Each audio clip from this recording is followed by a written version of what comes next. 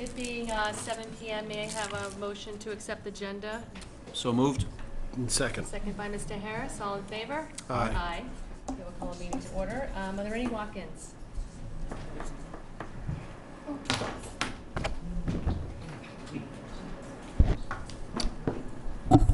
David Doherty, 122 Gilson Road. I think you all know me. I don't like being here anymore, and I'm sure you don't like having me here. It's about the wind turbine again. Let me preface this by saying I'm very tired. I spent most of the night awake listening to the turbine. Whoosh, whoosh, whoosh. Ms. Curran and Ms. Keith have been nice enough to get back to me saying that they've checked with the turbine owner and it is being shut down during your mitigation plan. But that doesn't make any sense to me. First of all, it's not by any coincidence that that shutdown mitigation plan of yours is from June 1st to October 15th. Those are the dates when the primary crank is in town. Most of the other time I'm in Florida. So that was, the way I see it, was mostly implemented because I seem to be the one who began complaining in 2012. And all my neighbors have given up, but I've continued. So when that pilot program was initiated, being that I'm the only one that continues on relentlessly, hoping that somebody's going to give us some relief, the criteria showed that the wind directions and speeds that thing were most, had the most impact on the neighborhood was during my complaints, because as I said, I'm the one who's continued complaining. Now, that thing was implemented, and I guess this is the first year, it doesn't seem to be effective because I'm being woken a great deal. And I don't want to get into an in-depth discussion about whether we're talking about southwest and either true or magnetic, because there's true northwest and there's true south. From the true magnetic northwest is a 14-degree, 45-second magnetic declination west in New England at this point. I'm a registered land surveyor. So depending on whether the thing's being programmed for true or magnetic and whether the criteria is based on it, could be a problem. But one thing is certain. When I wake up, and last night was 10:30 at night, and it was most all the night, and I look out my window, because the red light is back. By the way, that was burnt out for the longest time, that flashing light for air navigation. I can see the blades in that thing turning, and I can see the rear hub, and it's facing me. I can see it from my bedroom windows, playing through the trees. It's right there. That's why it's so noisy. And what's facing me is when I get the worst noise, and it keeps me awake, and yet the turbine continues to turn. So I don't know why this mitigation plan isn't doing the job, because if anybody should be impacted by it or helped, it should be me. But I'll continue to complain because I'll be continuing to be woken, and I'll be annoying you people every 2 weeks, you know, if that's what you want. I read in the papers, the press is very good when Mr. Bangert comes out or somebody says, oh, we have $500,000 from this thing that's generated electricity for the town. That's well and good. That's like unearned income. Nobody had to put any money in there, and that's great stuff. And the majority of this town doesn't live under this. Only a few people, 23 homes are impacted by it that are impacted. Some people can sleep through a hurricane, others can't. I guess the light sleepers. So it seems as though there seems to be a mindset on the people in this town that they can't believe that this can affect them or other people, and they don't want to listen to it, and they ignore it, and they laugh at us. People there last week, the same thing. I told them, you're ignorant about it. If you haven't tried to sleep beside this thing, you wouldn't know what it's like. I invite anybody to spend the night in my home and see what it's like when the wind is blowing so downwind. You'd see it. How much of this $500,000 can we sacrifice, this money that's surplus funds, for the sake of a few people? Or do we throw those people aside from the majority of the good and say the minority doesn't count? Well, I thought in this country minority was a big thing. You see it in the news every night. Maybe not minority like this. I'm fed up with it. I mean, I'm all for clean energy. I'm all for dropping the fossil footprint and all that. I'm a professional civil engineer. I see it. I know it. But not when it has to impact a few people. Or is that the way it's ordained? No. Do a few have to be sacrificed for the good of the bigger, greater part? No, so Mr. Doherty, I can assure you that it's not the board's intent to inflict any harm on you, and that is in fact why we voted last year to put into effect the stoppage of the turbine between those points of time and wind direction from your previous concerns and complaints as they were registered and tracked.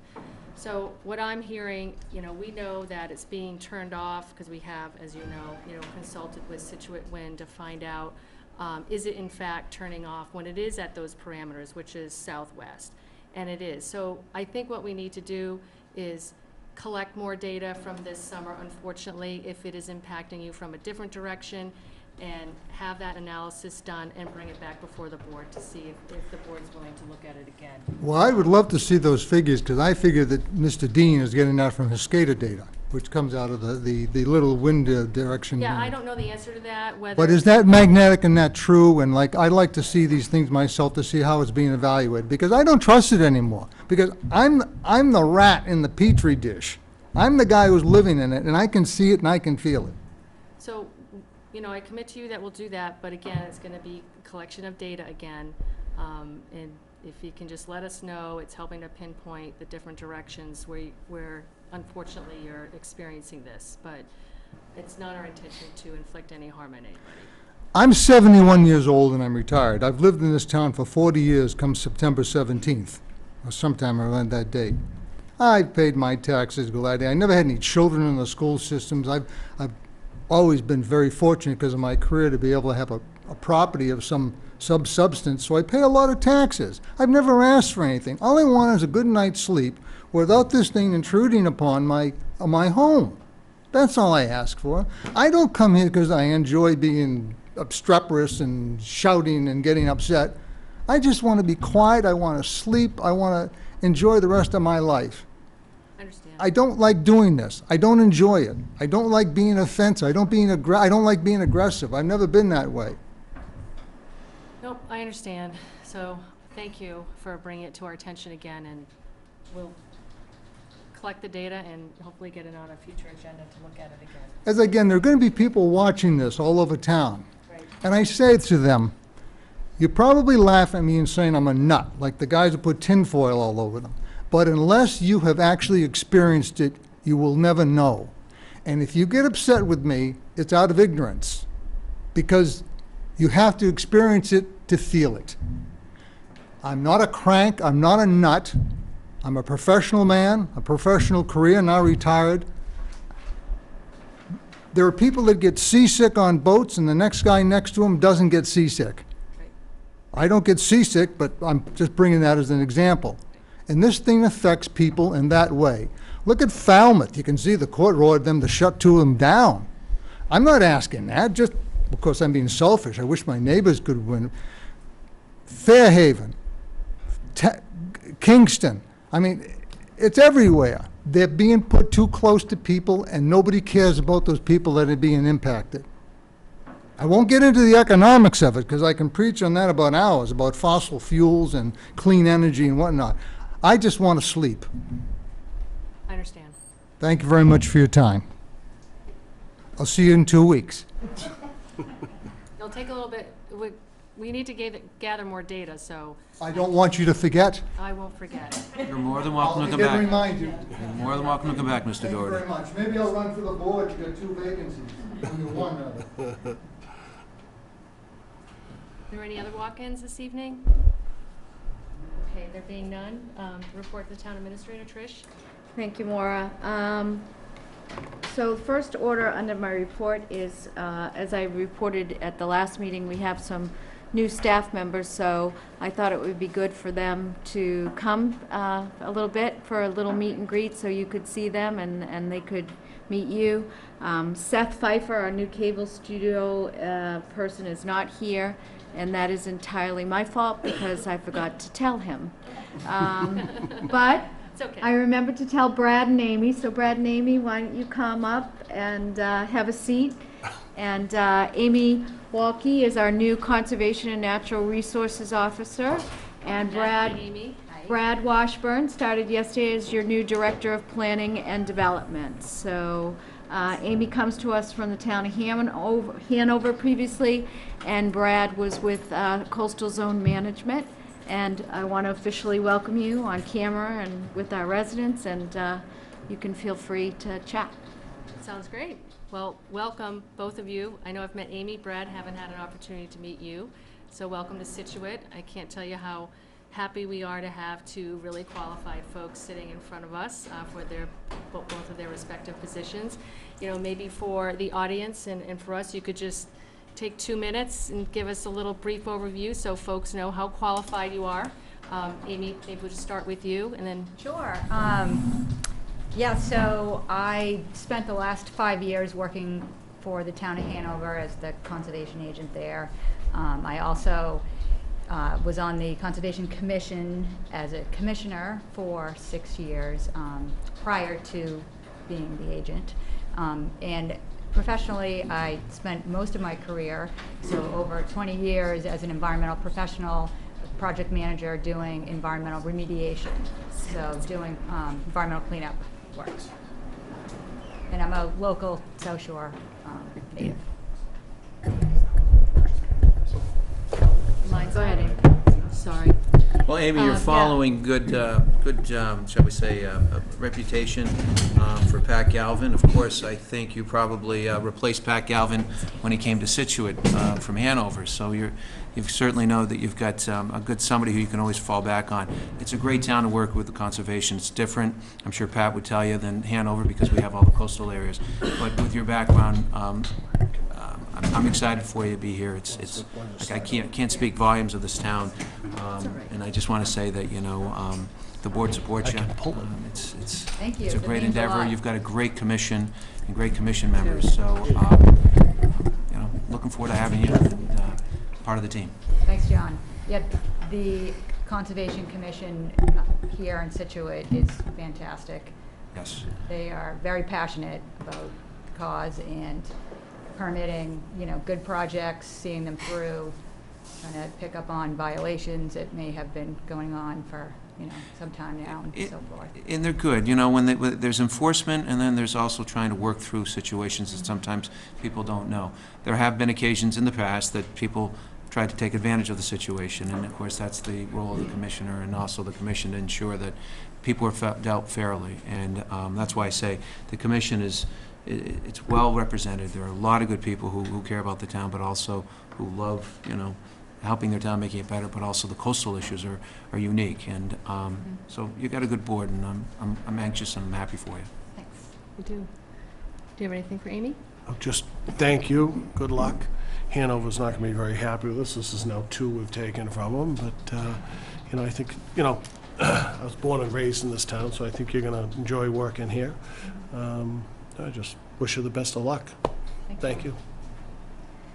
So Brad, welcome. Great, thank you. It's a little way of background on me. About 15 years of planning experience, kind of a diversity of roles, a little bit in the private sector, and working for the City of Boston, their redevelopment authority, doing planning and waterfront planning. Worked for the town of Easton for 2 years as their planning director, and then most recently spent time as the assistant director for the Office of Coastal Zone Management.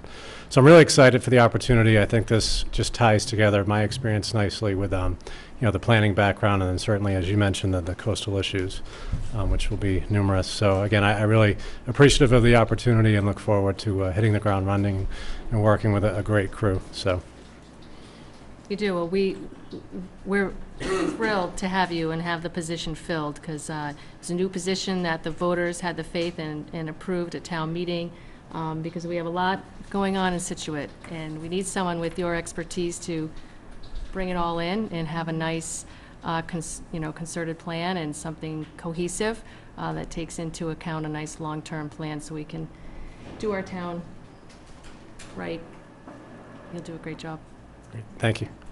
Did you have anything you wanted to? Brad, all I can say is I'm thrilled for this position. I've been advocating for it, and Tricia knows, for the past 5, maybe even 6 years. There was another selectman, Rick Murray, who also sought this position. And to me, this is the final piece of setting in motion a real long-term development planning for this town, both from an agriculture, even an aqua agriculture, to business and the difficulties this community faces because it has 180 degrees of water, and yet it also is a benefit too from the boating aspect, from a seasonal. So your background is stellar for what we're looking for, both from an environmental as well as from working in towns like Eastham or working with CMZ. So I have to tell you, I look forward to, not that Pam, I don't look forward to meeting you and talking to you further, but I'm like, this position I see as a key for the planning and development of this town, not just for the next 5 or 10 years. Your imprint's going to be here potentially for the next 30 to 50 years, so, or at least this position has that ability. So I'm excited for it. I'm excited to have you get immersed and seeing what this town, what you think this town has, what it can do, what it can accentuate, and maybe pursue. And so look forward and welcome. Great, thank you. Brad, the BRA, what did you do and how long? What area? So I was in the Planning and Community Development Division. I was a senior waterfront planner, so I was the... Seaport area? Yeah, so each planner had a neighborhood, so my neighborhood was South Boston, so it was the traditional neighborhood plus the seaport. That here? My daughter lives in there. It's unbelievable. It's changed so much. It's Yeah. great. Yeah, that's what I was. Yeah, and then it was South Boston neighborhood planner, and then the waterfront for the entire city, so Charlestown, East Boston, downtown. Awesome. And I know he's going to be a great guy because I met him at Maria's Sub Shop today, so we eat together. Oh, there you go. There you go, you're already learning the Nancy's ropes. bringing them to all the good spots. Amy, I got to go there. So. Oh, Good. We want to welcome you, but I know Seth is here, so I think Here, our Seth erstwhile should join Pfeiffer, you as well. Our No, new cable studio manager who's fixing your mic. Sure. Yeah. Yes. Sorry about that. Oh, We no apologize, problem. making adjustments. Yeah, I didn't realize we were doing introductions, but my name's Seth, new cable manager here. Family is originally from the Boston area, but my background's really in news and talk television. I've worked in several markets, Chicago, Philadelphia, twice here in Boston. Once I helped the Fox Morning Show launch to start that about 10 years ago, and most recently I worked for the city in a partnership with Turner Broadcasting, helping them launch a new sort of outlet that's going on right here. So when I moved back to the area, I wasn't really interested in going back into news. I wanted something that was a little bit more creative, a little bit more flexibility to do elements with, and this kind of fell right into my lap along with Tricia. So I'm looking forward to it. We got a really good. I have some big shoes to fill. I'm very much aware of that. John Roser, who was an excellent manager for a good long while, but I've got a great team. One of which is right back there now. His first night filming tonight's Jack. meeting, Jack. So yeah, just it's good to be here. I'm looking really forward to the future. Great, you do have a great team, and we look forward to any improvements and enhancements that you bring forth. So, Absolutely. it's a great vehicle. It's one of our, a lot of people watch SCTV, so, any additional program in any way we can enhance informing the public as to what's going on and have a more engaged citizenry. Well, and that's one of the Great. things. I think that there's no question we have the government element of SCTV down, Yeah. and that's good, and we will continue to do that. I think that there are two other elements that may be a little neglected, meaning the educational side and the public side, and that's really where we're going to put a lot of focus on, trying to get more out into the community, more of awareness that it's a great town, there's a lot to show off, there are good people, there are a lot of things going on here, and now we want to feature those. Very true. Yeah. Anything else? I think that's great, and I have to say, I think one program you should have is Chat with the Chairman. There you go. Chat with the Chairman. I saw Seth. I'm all for Chat with that. the Chairman. It's fine, I'm not shy. I'm for that. I want to welcome you all. I think your credentials are a testament to, our town management and our town departments and everyone that took part in the interview process. And it's a great town. We have great, passionate people, and we look forward to your contributions. So thank you for coming here. Thank you. Appreciate it. Great night.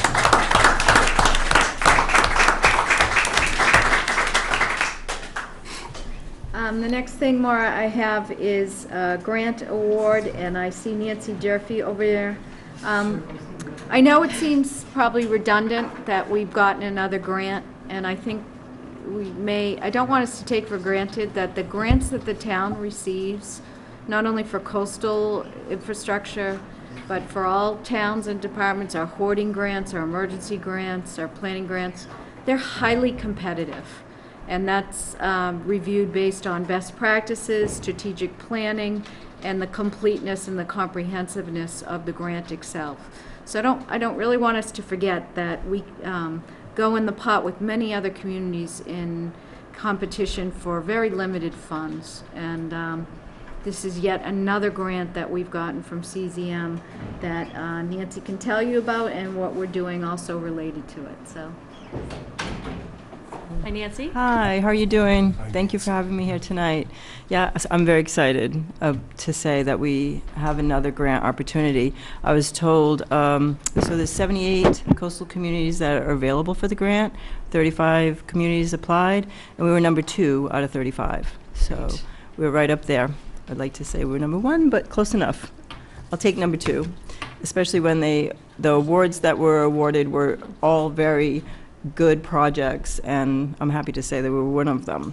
So it was a $210,000 grant award, and we have a small match that goes with that, for engineering and environmental planning for the roadway, elevation improvements, and dune nourishment for North Hummerock. Yes, CZM has the Coastal Resiliency Grant that is, I think, currently in their 4th year, and we've been very successful at achieving the goal of getting these. This grant's going to provide the town engineering designs, environmental review filings, environmental permits for dune nourishment along the seaward side, and roadway elevation improvements along Central Ave from Cliff Road to Seaview Ave. And that's approximately 0.6 miles, because Sean, I know last time you asked me, and I didn't have an answer. So this time I was going to come prepared. That's about 3,500 linear feet as well. This opportunity is going to provide increased storm damage protection for repetitively damaged private property and public infrastructure along that stretch. The scope of work will also include a public meeting and presentation and meeting facilitations with the permitting agencies. So we're going to be in tandem of doing engineering designs as well as permitting. We have to get this project done by June 30th, so we're hot-footing it to make sure that we can get it in within this year's time frame. So that means getting the person up and running and going forth and getting that completed. June 30th, ready to June put a 30th, shovel in the ground. 2018. Right, to put a shovel in the ground. No, that's just to get us to the point where we have the engineering and our permits filed. Okay. We probably won't continue to learn about whether or not we have a permit until the following year, but we're going to have everything in place to prepare the community for those permits, really streamlining it and getting it rolling. That was a good question. Yes, so can I yeah. just follow up to that? Sure. So we wouldn't know if those permits were given, or another permitted, until 2019? Yes. Okay. We may be able to get a notice of intent or a local permit done more quickly, but for the Army Corps and DEP and other permits that would be required for this project, it would take a little bit longer to get that completed, but we'll have all of the work in and the preliminaries done, so we should be in good shape. So along with the grant funding, my promise was to return on the easement.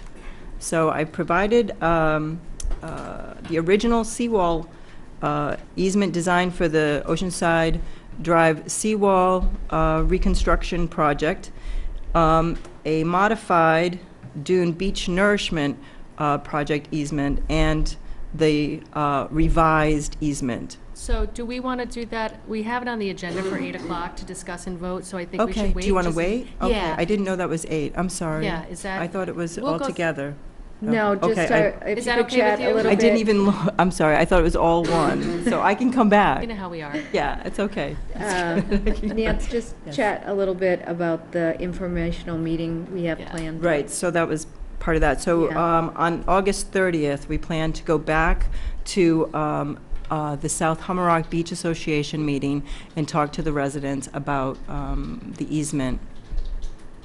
And August we'll- 30th? August 30th. Okay. So that will just be the easement. The project will, the rest of the project information will come at a further meeting as we get further along in the designs. Right. So now, we've already done the conceptual, and we can't answer any further questions because we haven't completed the work. Right. So once that is done, we'll have more answers that people still have questions on. So residents know that, so a lot of them, some go back before the 30th, but they'll be there. Right, so I'm hoping to beat them before they leave. Right. That's why we tried to get it in before the holiday, Right. and hoping that they're here for the holiday. Right, good. And we'll have it videotaped too, so Scituate TV will be there to tape it, so. Oh, good, he will? Yeah, Good. so I got that set up, Thank you. yeah. If I am important. around, I'll be happy to attend. you. I'm off that week, but that's the Wednesday, so Yeah. let me know. I know the South where it is, but I mean, I'll be happy to attend to Okay, partake. it's 6 PM if I didn't mention that already, so, yeah, I'm happy to have you, and anyone else And who'd will you like to be attend. putting that up on the website, Nancy? To let Yes. folks know? Okay. Yep. Thank you. It's posted in the town hall. There'll be an email blast going out tomorrow. Great. So we try to get the notice out. I hope to get a sandwich board up on Central Ave so those residents know that this meeting is for them. Okay, great. And thank you so much for winning that grant again. That's excellent. Very, very pleased. Helps us to move forward with our foreshore protection plan and priorities, and I think we all know that Hummerock is a big priority. Right. So thanks, you Thanks. and your team. Great work. I was just going to say, could you just spend like 2 minutes explaining to the people that may not know what this is all about? Just a couple minutes. We know it pretty well, but Sure.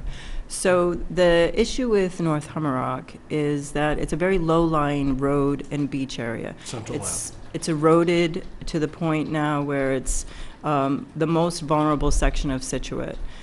There is a potential, a very strong potential, that it could breach. And if that should happen, then you have another inlet to contend with.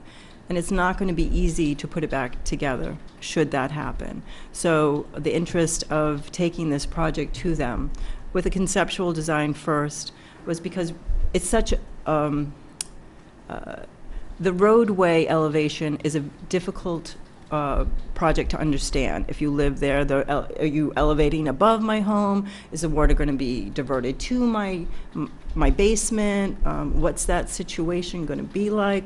So, of course, they have lots of questions. That's why we wanted to come in and do the conceptual designs first. This engineering that we're going to do in the next phase will help explain that. Will help figure out all of those details by house and stretch, so that we can be able to really narrow in on what that will look like and how we can not impact them adversely. negatively, right. Because nothing that we do is we don't want to do more harm. We're No. trying to stop ocean flooding and river flooding at the same time. When you say It's inlet, complicated. Nancy, what are you talking about? When you say preventing an inlet, another inlet? So, as in the Portland Gale, the storm that happened in the 1898, that created a new inlet for that area and broke Hummerock away from the rest of Scituate, so which is why you need to I get, know that, I'm just saying, people don't understand what an Right. inlet. In other words, the separation of Fourth Cliff to the rest of Hummerock. exactly, And having a breach such that it's so large that there's no way of maybe repairing it, and you might have to put some kind of further construction, like a bridge or something. So what we're trying to prevent is further separation of Fourth Cliff from the rest of Hummerock. right. Right. That's what I'm trying to. Exactly, people to that's understand. exactly right. And I don't know that it will be as easy to zip it back up as just putting a bridge up, because the water that rushes through that area is very ferocious, and it may not be possible. Well, thank you. Yeah, no And problem. congratulations. I'll see you at 8 o'clock. And great job. And we'll see you at 8 o'clock. See you at 8 o'clock. Yeah. Don't go too far. Thank you. Welcome. And then we just have an update on the Ellis property situation, which actually, it's a short update, just to let everybody in the public know and the board members know that we have resolved all the issues with the Attorney General's office, and we are awaiting the supplemental letter from the Attorney General's office to be delivered to us, and at that time, it also will be released to the public, but I've asked Tricia to put together a press release and a statement kind of summarizing the letter. which we will release to the public once we receive the official letter from the Attorney General's office, because we don't have that yet. So I was hoping to have a little bit more of an update, but that's where we are. Very good. Okay? Okay. All right. So next on scheduled items is to interview board and committee applicants. We have a couple of applicants left who have put in their applications for different committees. I want to let everybody know that we'll be interviewing you. I'll call you up, but we're not going to vote on any committees tonight. We're actually going to vote all the committee appointments at a special meeting next Thursday, the 29th. So I just want to put that out there. Tuesday. Is that Tuesday? Yeah, Tuesday, sorry. Tuesday, the 29th, thank you. So we'll be going through all the different appointments and doing that then, okay? So to begin is Danielle Conchia. Did I pronounce that right? No. Of course I didn't. If you give us a moment, we just want to grab our book. Sure. Daniel, welcome. Nice to meet you. You too. If you could just give your How name do you and say your address. last name? How- Kinchler. Kinchler. Kinch- Thank you. Oh, you know why? Because I need to put my glasses on. So I apologize. So welcome. Thank you. So if your name and address, and you're here to apply for the Affordable Housing Trust. Yep. Dan Kinchler. My address is 11 Priscilla Avenue, down by Egypt Beach. Okay. So if you could tell us a little bit about yourself, Daniel, and what you know about the Affordable Housing Trust, and what you hope to bring to the committee. Sure. I've been working in private equity real estate for the better part of 7 years. I like to think that I know a fair amount about real estate, but there's still I'm sure a lot more to learn. I think my perspective is kind of underwriting deals and seeing viability of them, so it gives kind of a different perspective to the viability of affordable projects in general. And I mean, I know that the Affordable Housing Trust, I'm not quite sure how you guys dole out proceeds, but the general intention of the fund, I understand. Yep, so I can answer that a little bit for you, since I'm on the Affordable Housing Trust and John's actually the liaison. So the trust has a lot of flexibility with regards to dispersing funds, if you will, for affordable housing projects. In the past, the original Affordable Housing Trust thought that buying and constructing homes was the best route to take. I think they learned pretty quickly that it's a very cumbersome route to take. So they've kind of readjusted. In the trust today, they voted to support and give a lot of their funds to the Lawson project. Have you familiarized yourself with that at all? I know of it. Okay, because we'll make sure we get you some information or look that up and see about it, because it's a great project that the Scituate Housing Authority put before the voters, that the voters supported, I want to say almost $2 million to support to Right. create a 100% affordable project over behind central housing. So I think the trust will be adjusting to identify different financing ways in which they can help folks continue to augment their mortgages so that they can have more affordable mortgages, if you will. So I Right. think they'll probably take a look at financing, which I bet you would be very helpful with. Okay, great. Any questions for Daniel? No, it's something, obviously, I'm glad you're interested in. It's, there's a lot of potential with this trust, and it has a funding source, and you can do a lot of good. And I think what the trust has been trying to figure out in the past 7 years, 8 years, is how to go about trying to implement affordability in this town, when really, while people talk a good talk about it, they're not necessarily willing to have an affordable home or unit or some component in their backyard. Right. So it's a good trust to be involved in with the town, because you're doing good things. So I think from your background, I can see bringing some professional aspects and experience that would be helpful. So thank you for applying. Great, thank you. Sean? No, just thank you very much for stepping up to the plate. And how often do they meet? Is it something you can, have you attended any of their meetings in the past? I've not, no. Which is fine, it doesn't Yeah. matter. How often do they meet? Once a month? Once a Or month. does it depend Sometimes on it what's depends. going on? Yeah, it depends on what's going on. Okay. Once a month, typically. I don't I don't see that being a problem. Great. Good to know your I background. would say, is it In this Assam. Saturday? There is. Yeah, Might be this Saturday. I didn't just miss it, did I? Because I was away. I think this Saturday they're opening at their, it's the lottery, and for a home over on Stockbridge Road, and they were opening up the lottery for folks that applied for that house. Okay. So it's pretty exciting to actually be able to get a family into an affordable piece of property, yeah. It was a So, long time coming. Great. yeah, it took a long time, so DCHD is not easy to deal with, so it's a long process. Terms, yeah. Yeah. But thank you for coming forward. Thank you. There's one opening, so we'll be going through your resume and any others next Tuesday. Great. And Thank you very much. we'll notify you. So thanks so much. Bye. Okay, nice to meet you. Louise Fund? How are you this evening, Louise? Thank you. So you're here to submit your application for a coastal advisory? Yes, I am. Louise Fund at 20 Stanton Lane, and glad to be here. We're glad you're here. So if you could tell us a little bit about why you would like to participate on the Coastal Advisory Commission, that would be great. Sure. I've lived here just 10 years, but I live right on the coast, on pilings, and the high tide comes to my house. So I've had a chance to really witness the coastal erosion where I live and on the walks around town.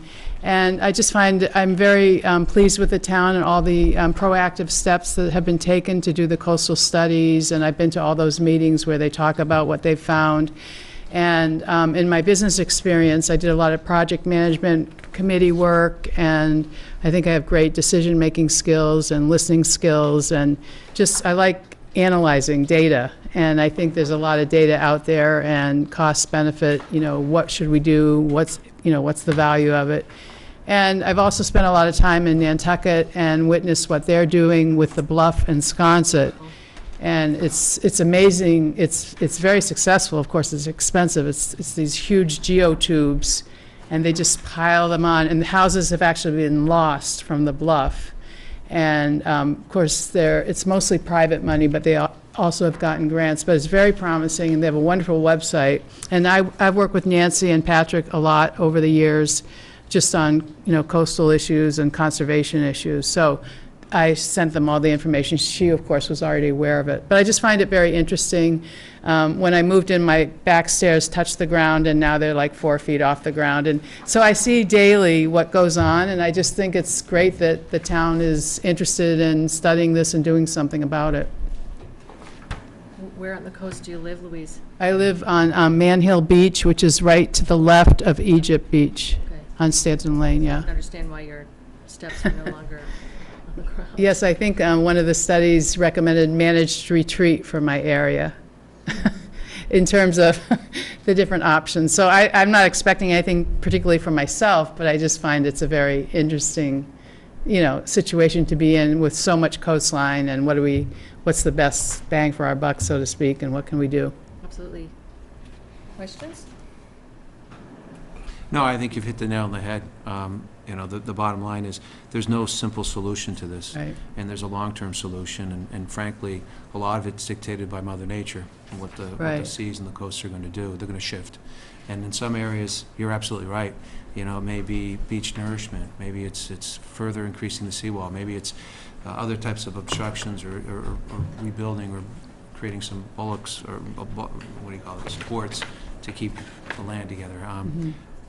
There is certainly a discussion at some point, probably not in our lifetime, of what do we do with certain parcels and certain lands. Right. Peggy Beach, they finally said, we're no longer going to keep it as a main road, it's going to have to go back to nature if that's the case. So Right. those are discussions that I think are really interesting for this town, that's going to have for the next long term, Yeah. 20, 30, 50 years. But I'm interested, I'm glad you mentioned that, you piqued my interest when you said there have been some studies, there's a lot of details, there's a lot of data, but there's no right answer. Right. And I think that's what's important for people in this, committee to take a look at, is to say, okay, this is what the engineers are suggesting.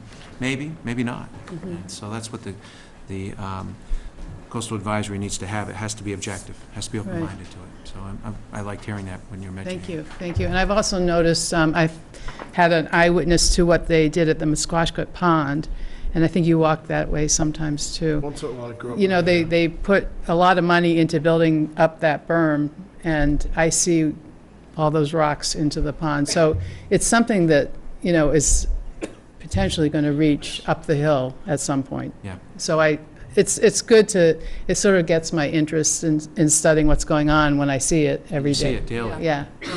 Over 10 years, or 9 years, I've seen a lot, so I'm interested. Well, we purposely added another coastal position for that very reasons, to sort of leverage your experience, you know, people's experience that live there, so thank you for coming And forward. Rebecca Haney, actually, Patrick brought her out to our area once. So I've dabbled in getting involved, but not actually being on the committee and learning about it through research and whatnot, so I'm very interested. Great. Well, we thank you for coming forward and submitting your application, and next Tuesday we'll be going through. There are a lot of folks that came forward for that this year, believe it or Okay. not, yeah. but Good, thank you no for, worries. thank you for coming. Thanks, Louise. Doug Litchfield? Hi, Doug. How are you? Good. Just your name and address. Doug Litchfield, 196 Old Oaken Bucket Road. Welcome. I see you're submitting an application for the Beautification Commission. I thought you were already on it. No, I'm not. Oh, okay, because I know you do so much work. So you're the one that does all the island by, what is, I want to say, the new Driftway going up to I Third do that Cliff? traffic island. Yep. I've got 45 containers down on Front Street. Someone told me that you did all that, so thank you. It's all on me. I got 16 grand invested in this town You do. this year. 16 grand? Yes, That's a lot of money. yes it is. That's very generous of you. So I can see why you want to join the Beautification Commission. They're lacking. Back in the 90s, the traffic islands in this town looked great. And they've gone downhill ever since. Oh, oh, really? Okay. Yes, they have. There used to be competitions in this town who had the best traffic island. And I worked with the volunteers and gave them plant material over the years. And I Okay. remember Susan Anthony over in Branch Street always used to win. Well, maybe that's something we all It's need. I'm a something- volunteer, so I have to abstain. But It's something this town needs, it really needs. that's a good idea to have a competition. You know, it's curb appeal for the town. Absolutely. Well, yours is beautiful by New Driftway, so, and the harbor looks great, so thank you. I spend a lot of time down there. It's my passion. We appreciate it. Any questions for Doug? I've just known Doug for forever. I thought the islands looked pretty good, Doug, but what do I know? I probably don't even notice. Well, you know, I'm a horticulturalist. Right, I know, that's your thing. And you know Yeah. something? I drive down and go around that rotary every day, and it makes me sick, because if I had that, it'd look like $1 million. Well, Now, that I- state, I know that state, Well, but we don't want to disparage, other folks that volunteer their Right, time right. and their money. So we're really not about that. But if you're about trying to help us improve and get some competition, that would be great. right. All right, three things. Doug, I don't always agree with you on stuff, but I will tell you this, I will support you on this, because I happened to see you working on your island on Thanksgiving Day 2 years ago when I was driving out of town, and I stopped by and I said, thank you very much for doing it. And I haven't forgotten that, because it defines you, that what you Well, put your mind to. Last year, I was planting bulbs. And you were digging right there in the island, and I thought to myself, who on Thanksgiving goes out and is working on the island? And I have to say, thank you for it. So, and I'll tell you right now, while I may disagree with you on some things, I will tell you right now that this is well-deserved. Create a competition. I'd love to see other people do the same and see what happens and Yeah. get back to the way they were back in the 90s. Okay. Sounds good. All right, Okay, thank you thank you. very much. Thanks for coming in. All right. All right. Gina, Yes. go ahead and say the name, because I will. Gina Bornazian, You got it. did I get it? Could be Bornazian or Bornasian. It's Which always do you been prefer? one or Which the do you other. prefer? Bornasian, to Okay. be honest. Okay. But it's okay. So thank you for coming forward, Gina. You're submitting an application for the Economic Development Commission? Yes. Thank you. So if you could tell us a little bit about yourself? Sure. So my name is Gina. I'm actually a new resident to the town of Scituate, but I'm not excellent. new to Scituate. Okay. We moved in with my fiance's father, and we're helping renovate his grandparents' home. So that's been a lot of fun. We've been doing that for the past 2 months. I recently graduated from law school. I went to William & Mary down in Williamsburg, Virginia, which is actually sort of how I thought that it would play well into this role, because Williamsburg, Virginia reminds me a lot of Scituate and how it's very well manicured and everything is well landscaped and it's a very affluent city. So I think a lot of the community events and ideas that I saw there could easily be applied to a smaller version in Scituate. Excellent. What do you, I don't have her resume, do you? No, I don't, so Yeah, I'm like, so all right. I don't, we Okay, don't sure. have, Michelle, we don't have their resumes, so I just wanted to let you know that. No, No. so, and at any rate, no big deal. So we have, I don't have any information to ask you about your background, so. Okay. Thank you for that. Can you tell us a little bit what you do professionally, what you think you might be able to add to the Economic Development Committee? Sure. So I've actually kind of done a wide range of things when it comes to law school internships. I am currently unemployed because we just moved back from Virginia, so I'm still sort of settling in here. I have worked for big corporations. I worked for Markel down in Glen Allen, Virginia. They're sort of a big holding company for insurance, reinsurance, and then other smaller venture companies. I also worked for a small personal injury law firm, and I did a lot of family law matters, and I worked with personal injury cases, talked with insurance companies a lot. But more recently, I worked at the Human Resources Department at William & Mary. I sort of helped do the entire compliance circuit there, make sure that all of their employee documents were up to date and, you know, requesting FMLA leave and making sure that that was all set, making sure everything was ready for the FALSA switch, which never happened because the Department of Labor shut that down in last December. But that was what I worked on. I also worked at the Virginia House of Delegates. I worked directly with the legislative aide for a William & Mary alum, and that was a lot of fun. Got to talk with constituents a lot and sort of see what the community was like there in a different way. So it sounds like you have a lot of passion for public service. Yes, for sure. That's great. Any questions, Sean? What, well, I guess more of a comment. When this committee was formed, I used to, think almost the hands were tied, because you think of, developing this town here. 3A is already, either owned by conservation or, not a lot of opportunities to maybe look like Cohasset or something like that, where they have some, stores and so forth. Mm-hmm. Well, any ideas what you might do to bring some mixed use into this town and stimulate some of the economy? Any thoughts? So I had looked at the Economic Development Commission's plan that they put together that they had posted online. I know they were saying the Driftway was like a focal point for what they were trying to do for business there. I guess what I would suggest is, or what I would try to talk with the commission about, is just sort of the community events that I saw really brought a lot of people into Williamsburg and could do the same for Scituate. And that would be a lot of things that focus on local artists. I know we used to do second Sundays down in Williamsburg, so every other Sunday downtown Merchant Square, which I could possibly see it either in the harbor or even if there was more of an open space in some of those less developed areas to try and bring more people there and just sort of encourage local artists. I know that the galleries are open down in the harbor, but also I know that Hull has something similar where they invite local artists to open their doors to the galleries and let everyone in. This would be more sort of like a farmer's market type deal where there's tents set up and, there can be local artisans, soap makers, farm products and things like that. I know the farmers market here, I've been every week since I've been here. So something similar to that, where it's just encouraging creativity from local residents of Scituate and then even some of the surrounding towns to sort of make it that new, That's a great idea. cultural feel. Great. That's a great idea. We also have a cultural council, which does a lot of that too.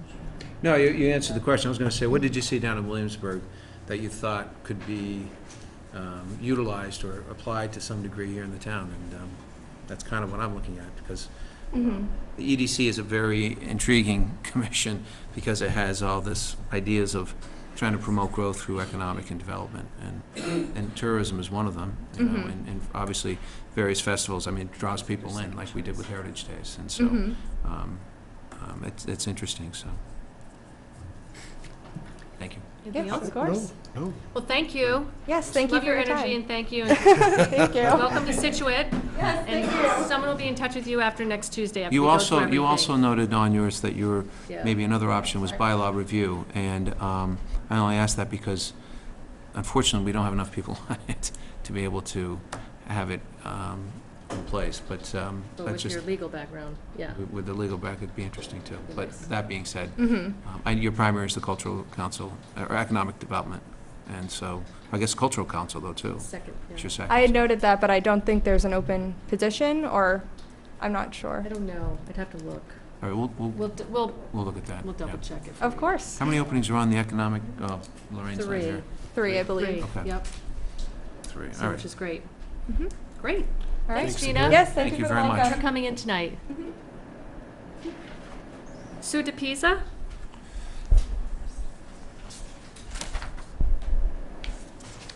Hi, Sue. Hi, How are you? Good, thank you. How are you? Great. Just your name and address. Sue DePisa, 47 Surfside Road. Nice to meet you. Nice to meet you, too. Can you tell us a little bit why you are submitting your application for the economic development? Well, That'd be great. I am a Realtor. I work for Jack Conway, and I've sold a lot of property on the South Shore. And in Scituate, I'm finding a lot of people are now coming here mainly because of the train and the affordability. So that's changed a lot over the last couple of years.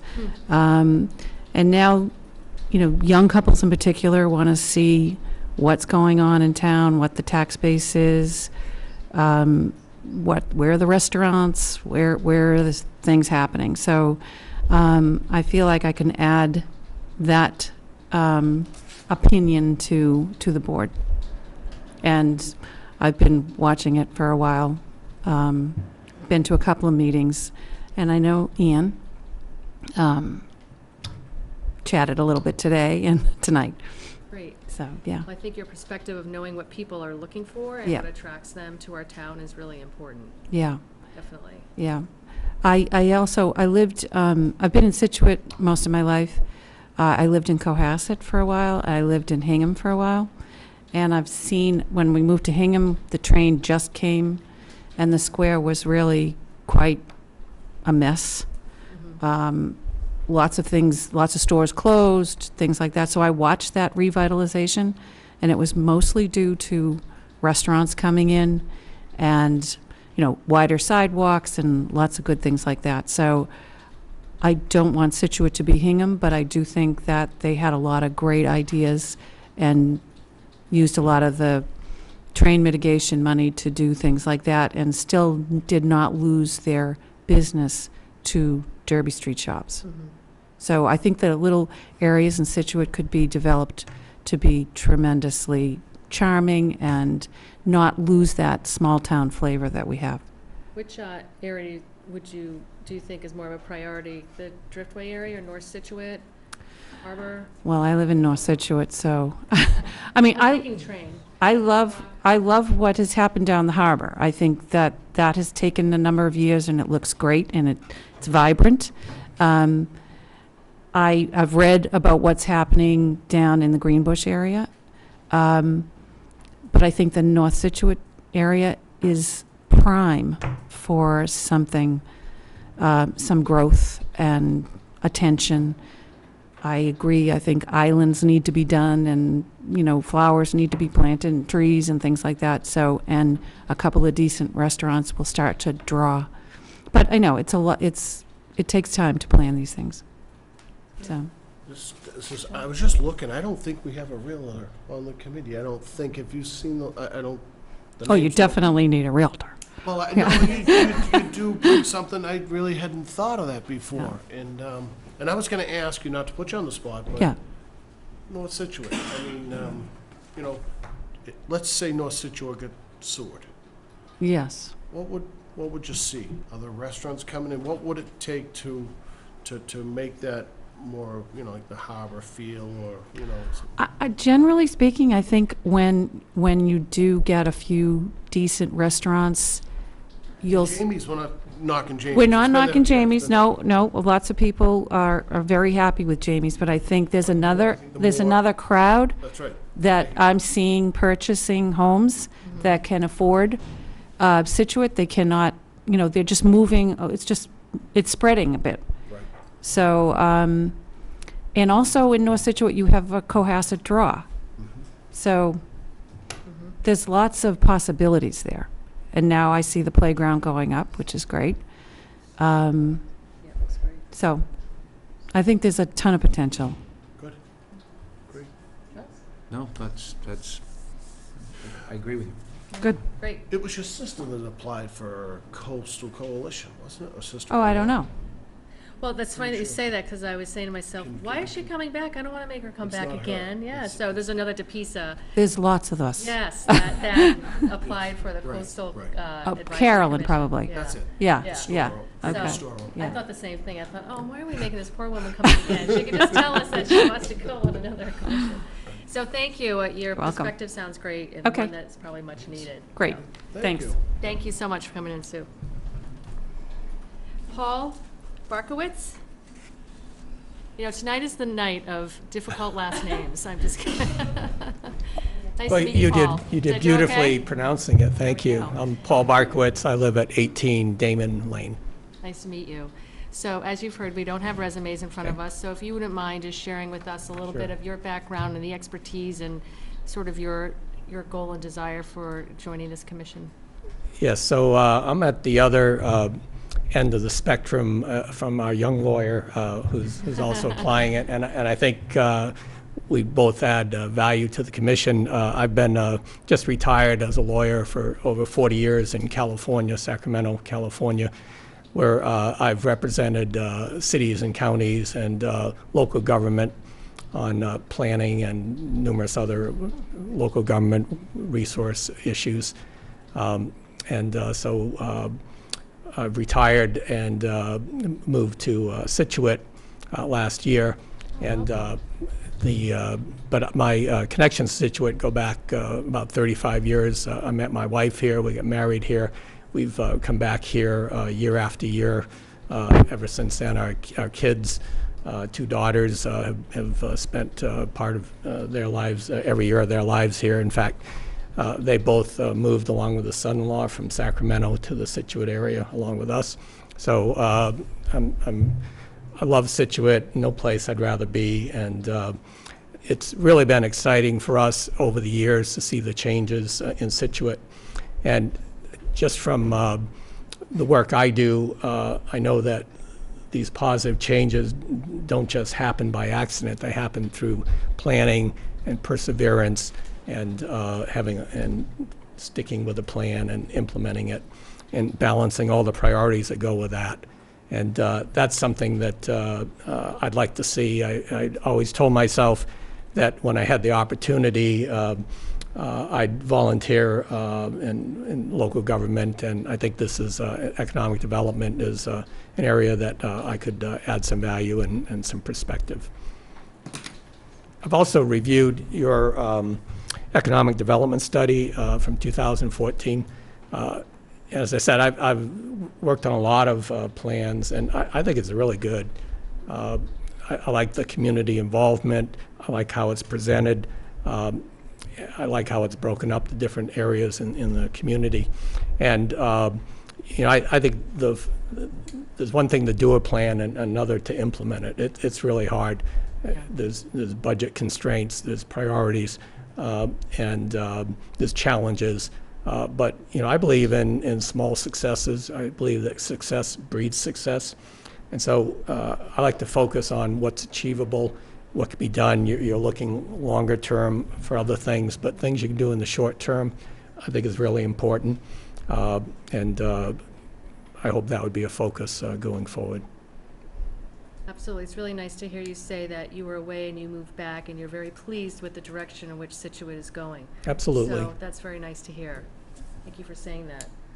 Any I questions? was going to say, would you consider the zoning board, but Yeah. the idea that you want to be That's a good involved in the idea. planning and development, unlike the board that's just a ruling and adjudicating, you have much more opportunity to, again, leave an imprint with the development, so I throw that out there. Yeah, as I said, I'm really excited about the future for Scituate. I think the potential is incredible.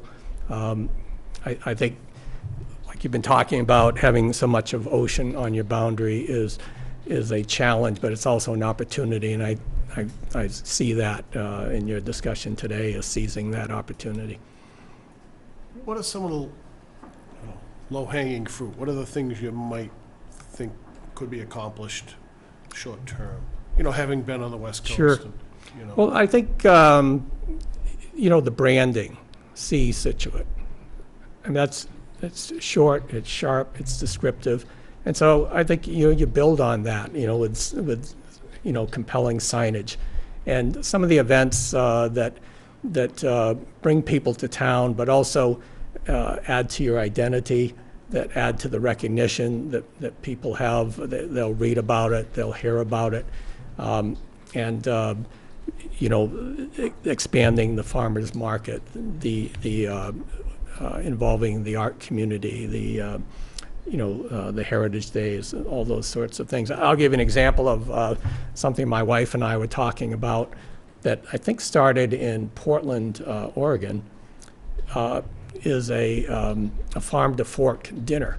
They have a number of bridges that cross the Willamette River in Portland, and they close the bridge and they have a big dinner. They set it up for several hundred people and have a dinner, and they promote the farm to fork branding in Portland, I should say.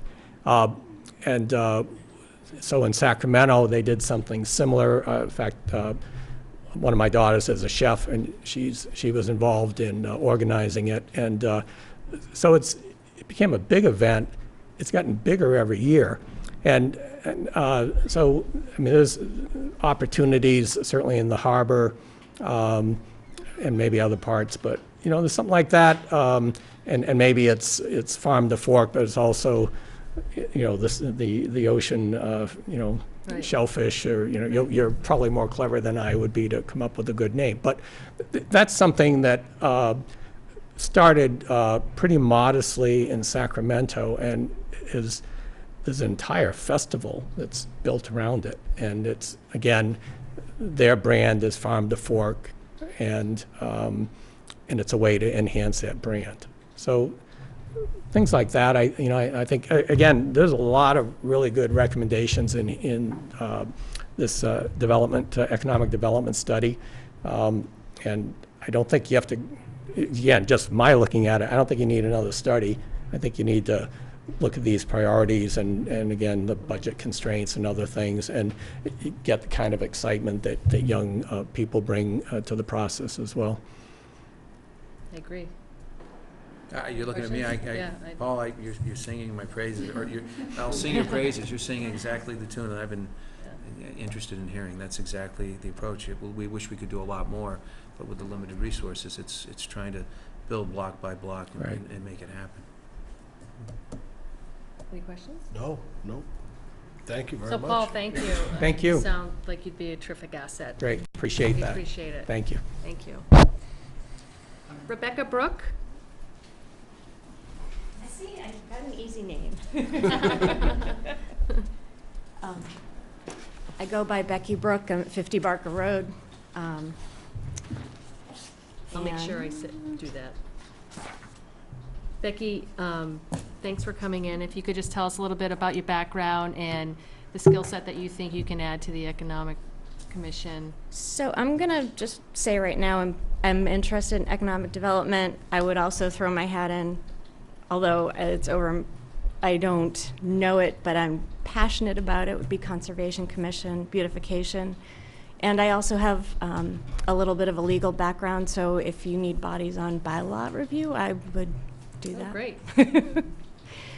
So basically, I'm really interested in getting involved. I grew up here in the house my mom grew up in. My parents worked for the highway department, and my mom was a school bus driver forever. I was wondering if that was you. Yep, that's me. Yeah. Dad said he met you when you were like 6 or 7. Yeah, a long time ago. He's been on board for a long time. Since he's Yeah. 8. Yeah.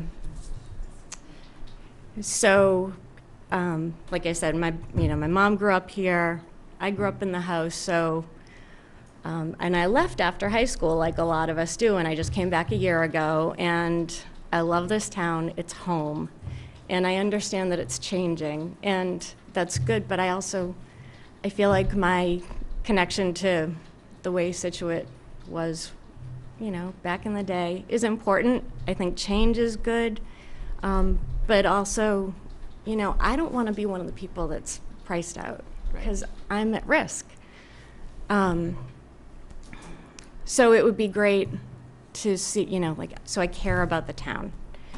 I think getting the right businesses in to help boost the tax base would be a great thing. I hate seeing vacant buildings around, whether it's houses or businesses, because I think they're opportunities. That's one thing. I am an avid gardener. I'm really passionate about native plants and sort of supporting our local ecosystem. So I think that's sort of where I could contribute something to the Conservation Commission. I also realize, like I said, I was in Pawtucket for about 12 years. And interestingly, my little house here and the house I used to live in there pay the same dollars in taxes. And I look at what we have here, and we have tremendous resources. And I think, I appreciate that because I saw what I paid in Pawtucket and what we got, and it was nothing because there's no business tax base. Could you repeat that again? It's true. I pay it, and we have the coast, we have the recreation department, and everything. And now we've got, new facilities. We have a great school system. Pawtucket, I'm sorry, doesn't have really any of that. They're in a tough situation. Yeah. So I appreciate what we have, and I understand the value, and I think we get a lot for our money. People just, Well, it's nice. It'll be nice to have your perspective too, to preserve some of that character, and that you came back. Right, and I understand that it changes, and change is good. I just, a little bit of, I don't know, respect for everybody's views. I'm very good at listening to people, and I know that I don't know a lot. So I'm really interested in learning from other people who do know more. I like doing research. I like hearing people and sort of seeing the big picture and putting it together and trying to work out things. Because one of the things I love about here is it doesn't matter. I walk around the point and everybody says hi, and my friends from Boston or whatever, God, you know everybody. I don't know anybody. And now I know some of the dogs in town better. That's a sure way to meet people. I know, I love it. That. You said something I thought, oh gosh, no, it's going to go off out of my head, that I thought was important, which is that you're a good listener and you also like to do research. I think one of our challenges when we're appointing people to these committees is actually appointing folks who actually want to take an active role and actually want to do some work.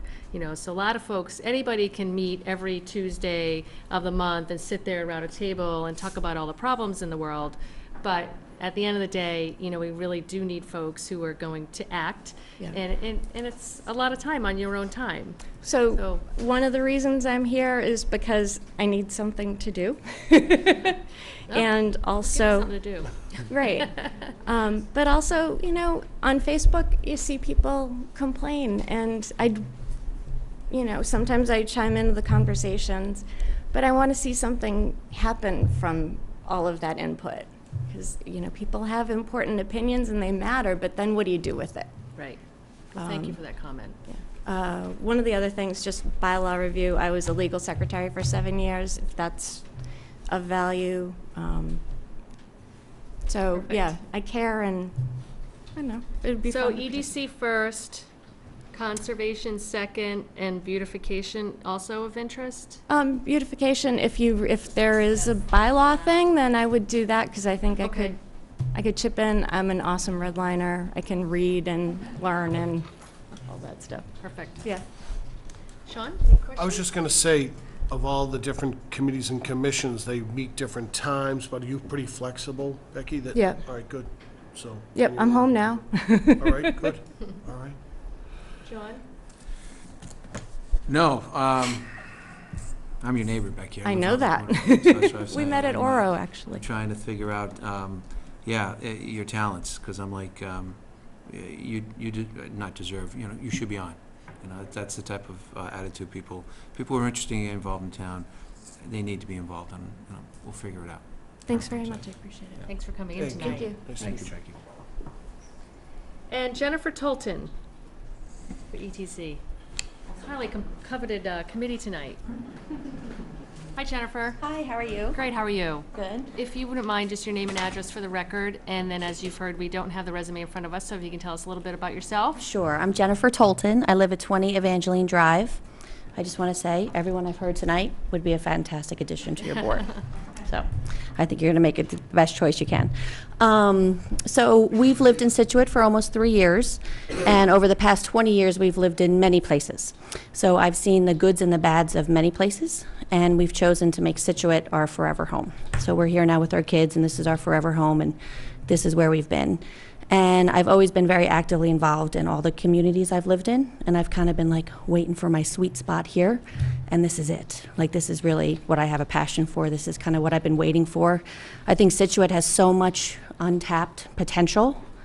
I think a lot of my professional expertise and my community service could make me help recognize some of that potential. And I do think it's really possible to have aggressive economic growth, but also retain the charm and character of a town. Mm-hmm. I've seen it work. I've seen it work in multiple places. And I think when any place gets better and bigger, it makes it more livable, it makes it more marketable. It's better for everybody. So it's good for everybody. So there's room for growth. Growth doesn't have to be scary. Growth can be necessary, and growth is necessary. So I think Scituate has fantastic potential for growth. I've worked in financial software for a long time, and I've worked with small and large corporations. I've implemented financial software systems for them. My most recent job was actually implementing and using some customer success software and customer satisfaction software. So I was directly responsible for understanding what customers wanted, what to do to make them better, how to retain them. I think that's also a huge opportunity for growth here in Scituate, is actually retaining some of the businesses that we have.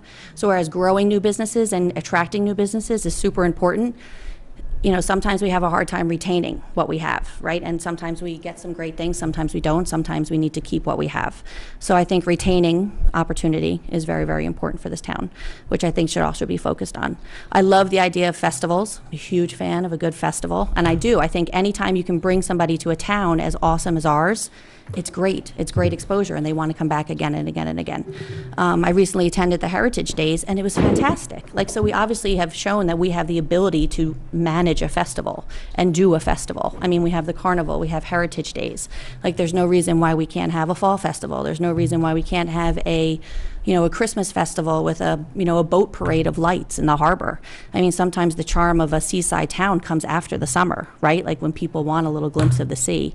So you can kind of use our Scituate all year round, and I think really attract things from that perspective as well. We have that new brewery coming into town. That's like a perfect option for festivals. I mean, there's really a good opportunity for festivals.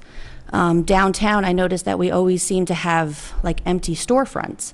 What I've seen work in some other places, which could be really interesting here, is the concept of maybe a pop-up shop, kind of like shared retail space. So nobody really has to take the onus of a property, if they can't afford it for a whole year, maybe you can lease it out for a quarter of a year, and you can have 4 different businesses, and then it attracts people to see what's going into that new spot time and time again.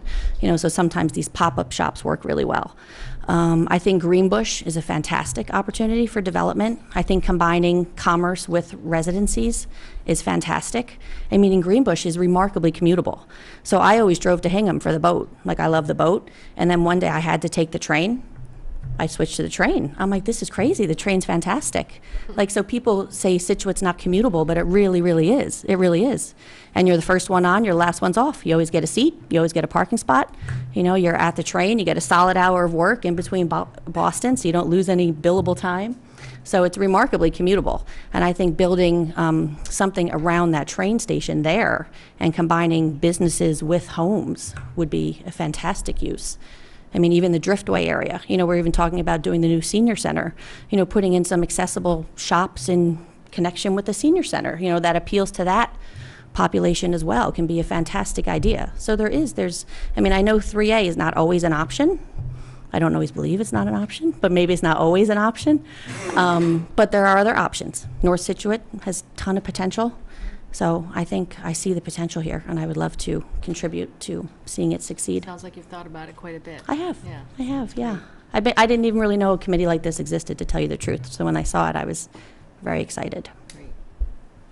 Enthusiastic, my head's still spinning. Yeah. Questions? No.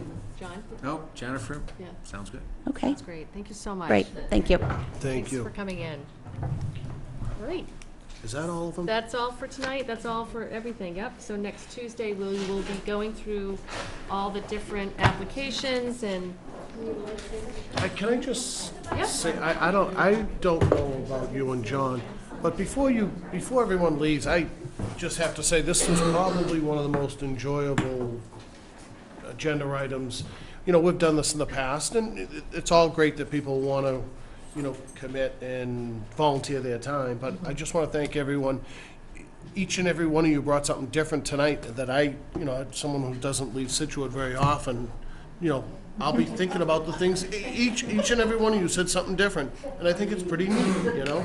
I really do. I thank you very much, and I hope we can put everyone on, and I think I'm speaking for everyone. It was No, well said. And I was Interesting. thinking as you were all coming forward, how difficult this season of appointing is going to be, because there are so many great Council on Aging. young, new, experienced, fresh vision, look, you know, everything. It's fabulous. So it's going to be really hard next Tuesday. Right. That's all I can tell you, because I wish I could expand every committee right now. Right. Thank you. So we hope to accommodate everybody as best we can. Thanks. Yes. Amber Vine, Pennycrest Road, Chairman of the Economic Development Commission. For so long, we went without a full complement of people, and now we have unbelievable. Did you write all their names down? Which is amazing, and, you know, again, I wish we could get all of them on board. And is there any possibility, I think, John, at one point you brought this up with past committees, what about, even though they might not be appointed a full member, could they be an associate member, so their ideas are just as important? Yeah. Well, I think that's something that we need to explore also, you know, after we go through the appointing, if the board thinks, you know, sharing these names also to the committee chairs for folks to reach out and help you with any projects and things that you're doing. I mean, nothing precludes folks from joining and helping, right? So, The more the merrier. and that way they get a nice introduction to the committee, and you can keep the momentum going with the projects that you're working on. So I think this year, I would suggest that whoever doesn't end up being an appointed person, that we share those names with all the chairs as resources to become at least immediately involved and utilized. You know. Right. Thank you. There. Thank you, Thanks, Ann. Ann. Thank you. Thank you. Okay, did Nancy come back in? There she is. Sorry, Nancy, it's 8:19, you know, 19 minutes late, I apologize. It's fine. So, discussion and vote for the Hummerock easement that Nancy has been working on very diligently. So if you can just, I think the easiest thing is just to say how it's different, but. Okay, that's kind of where I was going with, Yeah. with the language.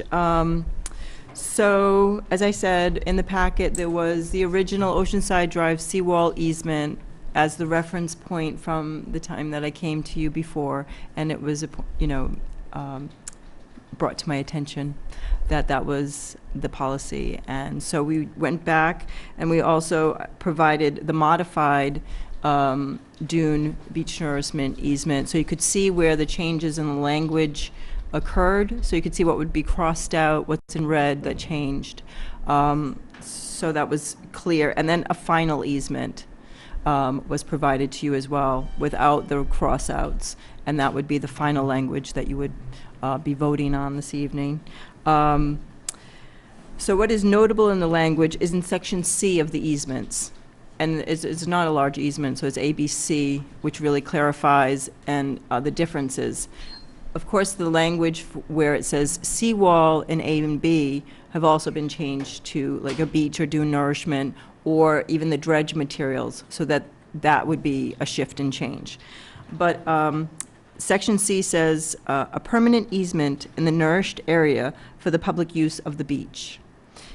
And also, which is slightly different from the original seawall language, was said access shall not be exercised where there exists a structure or enclosure, just because in the areas of the beach there may not be a seawall or a revetment to demarcate where that is on the beach. So this clearly states that it's not to be under people's homes, in their property, in their living spaces, or where there's a fenced-in area. As I said, that was the concern here, to show the property owners that this was not something that would be allowed, which is a concern of, a major concern of the residents. And that's really the gist of the changes in the easement. John, I know you had questions. No, so I've just wanna read make it, sure and I you're okay actually with like it. the revisions. You define nourished area, and that's where the permanent easement is. Exactly. You've created and carved out exceptions with structures, so people don't feel like you have some kind of takings or some kind of encroachment into their actual structural area. So, no, Right. Nancy, this is good. Okay. I have no And it issues with doesn't matter if it's Humrock, Sand Hills, or mine it, anyway. Right. Right, and I think it's really important that the board be consistent in the easement policy, but also recognize that putting sand on the beach is different than putting 800 pounds of concrete, or revetment, for that matter, but that the underlying principle is exactly the same, that if we're going to spend public dollars on private property, we will have beach access, and that is not debatable or negotiable. And Nancy's gone through several reiterations, so I I'm did. happy that Thank you you for- finally have it tonight. Yes. Nancy, thanks for your patience. Yeah, so I'm welcome to have this language finalized, and I look forward to bringing it back to the residents next Wednesday night. Okay, Do you want a motion? please. I'll move the Board of Selectmen vote to approve the grant of easement agreement as defined in the most recent version of grant of easement as of today, August 22nd, 2017. Second. Second by Mr. Harris. All in favor? Aye. All opposed? The ayes have it. Thank you. Nancy, thank you. You're done. Thank you very much. Thank you. Nancy. No, you've Have been a working on that for have a a long good time, night. Nancy. Thanks for staying and waiting. And others as well. The residents had a lot of input as well, and have provided me with a lot of guidance and input, and I thank them for all that they have done as part of this project. I couldn't do it without them. You're We won't absolutely be able right. to move forward without them either. Thank you. That's true. Thanks, Thanks, Nancy. Nancy. Okay, next on the agenda is a review of personnel policies for our staff. The first review of this, Stephen Sock. How are you, Stephen? Good, how are you? Great. So I don't know, did you want to give background or? Stephen, Either way. okay. This is the most stimulating part of the evening. Of course it Go is. through 66 pages of policies.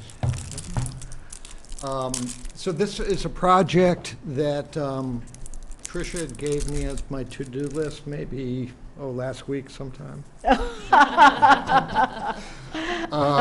She's been, for some reason, the heat's been turned up to get this done. I'm not sure exactly why. So what this is a whole bunch of policies that are primarily for the non-union employees. However, to the extent that the policies are not inconsistent with collective bargaining agreements or a mandatory subject to bargaining, the policies will be applicable to the union people too. Okay? So it's a very, have you had a chance to look at them? Yeah. Yeah. So it's a pretty comprehensive group of policies ranging anywhere from classification of employees all the way down to benefits, code of conduct, and I'm here to Surveys. answer any questions you have, so. So I'm curious, do you mind if I start with a couple of No, questions? no. Okay. I read through it, and I think, maybe we just talk about how, we'll probably give you back any feedback written, I would imagine, just because we're not going to go through 66 pages tonight here. But when you were composing this, did you draw any policies from your private sector life? Was this drawn from another template from another town? Did you combine a couple? I'm just curious. Well, I'd like to say that I did all this from scratch. Well, I know you didn't. But it's a combination of a draft that I inherited that Tricia gave me, together with, I looked at about a dozen towns, Okay. my private sector, and then I did also use my own wordsmithing. Right, okay. Okay. So it's a composite.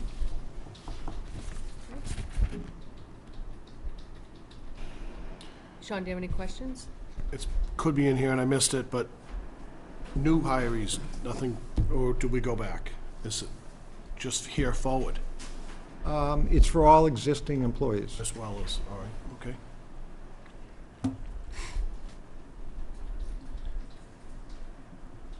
I'm just going through some. John, do you have any questions for Stephen tonight? Steve, I'm not going to. I'm gonna have to really go through and review it. You know, any wordsmithing that you guys have would be, invited. I will certainly go through all 66 pages and read it. I have not had a chance to, sorry. I made some notes, so I'll just share them with you. And I think what's important is that, this is a guideline that, many towns have in place today elsewhere, and it's just not, and that's one that we've been striving to accomplish for many years Yeah. with everything that's going on. So I think it'll be really helpful for everyone. Yeah, particularly the non-union folks there have been things in place, and this codifies what's there, but and clarifies what's there, but they haven't had a place to go to look at it. Right. So. Yeah, which is nice. I mean, those of us who are employed elsewhere, we all have access to this type of documentation, Yeah. so And- we need to afford the same to our employees. Right, and Tricia and I discussed the format of it, and we decided that rather than have a handbook, do a manual, which could be online. It's much easier to edit, adjust. Laws are changing all the time. And then if it's online and we can just update it that way, it's much more efficient. That's a good idea. That makes sense. Does make sense. Keep in mind, this has never been codified or established in this town. This is the first time it's been done, so that's, I think I heard that. Yeah, I started it in 2011 because we needed it. And as our non-union staff has grown, we sort of refer to them as the shadow employees because we give them the same benefits as the unionized employees, as is equitable. But Stephen speaks quite directly and on point to the fact that they need their own document. And he's done a tremendous job. I really like to publicly thank you for It was a that. team effort, Nancy Holt and Tricia, And mostly you. and mostly. No, well, thank you for all your work on it, because I Thank know you, Steve. putting your head down into something like this and going over policies and procedures and dress code and customer service and Yeah, but you putting know it all what? down, it's a lot. More, it's a relief from interviewing sometimes. Okay. Well, thank you, and we'll review it and get it on one of the upcoming agendas to vote and Yeah, accept it. we want to get it probably at your next agenda on September 5th, so. Okay, September 5th? Yep, yep. All right, so Sean and John, make a note of that. Yep. Okay. All right, great. Thank you, Stephen. Thanks. Kevin Cafferty, how are you, Kevin? Excellent, yourself. Good evening. Great, welcome. Thank you. So you have a couple of projects to review with us. I'm just going to get there. We do. The first one is an engineering contract. Okay. And that is part of the FEMA work for repairs from Sandy, Nemo, and Juneau. And what we've done is, we've already surveyed the area. We actually flew it over with a drone, a high-quality drone, so that we could set up the survey work. And then we went out to different coastal engineers, looking for plans to work with FEMA and get us out to bid to start some of the work on these. We've received project worksheets on this work, so it has been approved by FEMA, is my understanding, for us to go forward with the engineering and start getting this all going, get us prepared to go out to bid. Is this part of that what did we get, 1.5 million from FEMA recently? Okay, so this is It's that? part of it. This is Okay. broken down, it's broken down into all sorts of different project worksheets, so it gets confusing. But the engineering contract we're putting out is for all the cliffs, first, second, and third. Okay. And it's also from the minor beach area for the project worksheets we have. So we figured if we had one engineering firm doing a majority of the work, we'd be able to get better prices for instead of doing it all individually. And the way the contract's broken out is, as funding becomes available and as the projects become available, we can have the engineering firm work on those particular projects. Okay. Do you have any timing with regards, I know this is just for the contract, but I'm just curious, once the contract is awarded, any sort of timeline that you can share with us on what you anticipate for these repairs? The big thing is providing the funding is all set with FEMA and everything else for us to go forward and do the construction work. Once we get them designed, Right. we will submit them to them, let them see the plans, actually through MEMA and FEMA, probably have another meeting with them, discuss the contracts, and just make sure everything complies with it, and then go out to bid.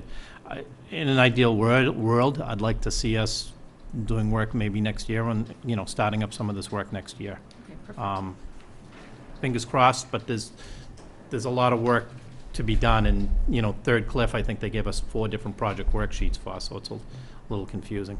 Yeah, must be. Kevin, what type of work on Third Cliff?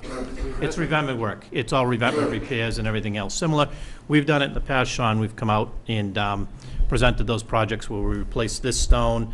FEMA's very particular. Replace this stone. This was damaged in the Juno storm. Replace this one. This was damaged in the Sandy. And it's frustrating because we're like, yeah, but we could rebuild this whole giant area here, and they're only funding those particular sections, so. So will you come back to us, though, and so if they're only funding those particular sections, will you give us an idea of what the cost will be for the other sections that are We'll look at that impacted? as we do the engineering and we pin it Okay. down, and if FEMA says we're not gonna take these 3 rocks, obviously, we're gonna try to figure out how Put we that in can, there. how we Okay. can figure it All out. right, just so we maximize that. Kevin, how are these RFPs drawn? You have 245, and the next guy's 500,000, and the next one wasn't even responsive. So is it per hour? How do you? Well, you've got a copy of it and a copy of the bid on the, I don't know if you can read it on that, but we've got it broken down in the scope of work. And it gets into the CAD format, and we broke up into the different project worksheets. So I guess my concern is apples to apples. Is it? I think it is apples to apples. For the most I part. recognize the names, and the names were all used in the past. And the reason I had mentioned Third Cliff, you guys might have, there's always the Fourth Cliff is out there, yeah. All right, that's what so pay it, there's been discussion about that amongst us, so.